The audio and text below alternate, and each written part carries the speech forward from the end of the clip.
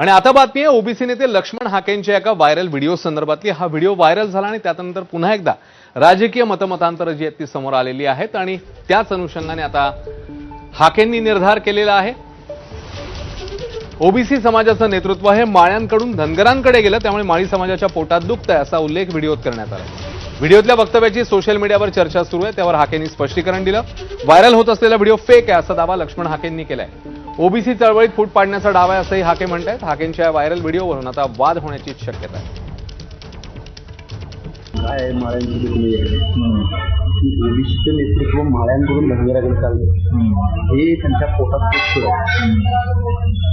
दुसऱ्याची पोरं दोन काय ती कामाची नाही, ती बाकी कुठला कार्यकर्ता दुसऱ्याने वर दिला नाही तरी दिला नाही, मग आता काय करायचं।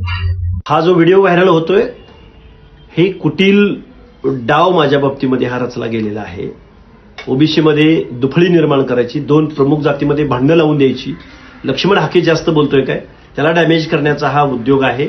माझी ओबीसी बांधवांना हात जोडून कळकळीची विनंती आहे, अशा गोष्टीला तुम्ही बळी पडायचं नाही।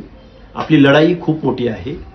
माझं मॉरल हे दुपटीनं वाढलेलं आहे, त्यामुळे गावगाड्यातलं ओबीसी निश्चित एकत्रित येईल। अशा दुफळी किंवा असे फूट पाडण्याचा डाव निश्चित यशस्वी होणार नाही।